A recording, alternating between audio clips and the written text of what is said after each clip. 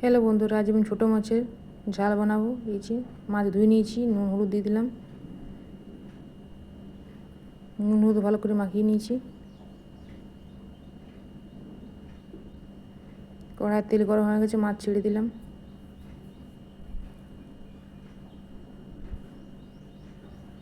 উল্টে পাল্টে মাছ ভালোভাবে ভেজে নেব।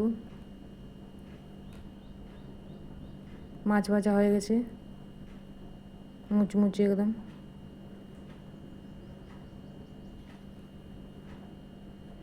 ওই কড়াইয়ে আমি পাঁচফোড়ন দিয়ে দিলাম, কাঁচা আম, টমেটো, সরষা বাটা, আদা রসুন, টমেটো আম দিয়ে দিলাম, স্বাদ মতো নুন দিয়ে দিলাম, হলুদ গুঁড়ো,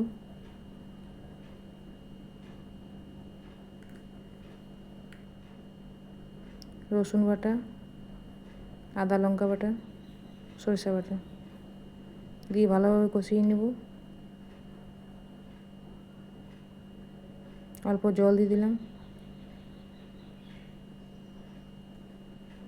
মাছের ঝোল মশলা আর একটু মিক্স মশলা দিয়ে দিলাম।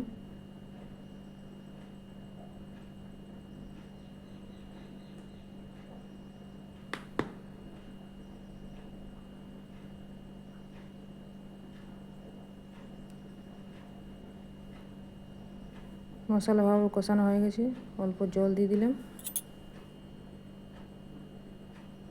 ফুট এসে গেছে, এই যে মাছগুলো ছেড়ে দিলাম।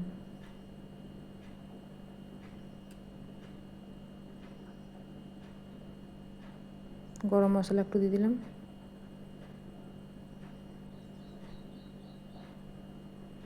মাছের ঝাল হয়ে গেছে আমার।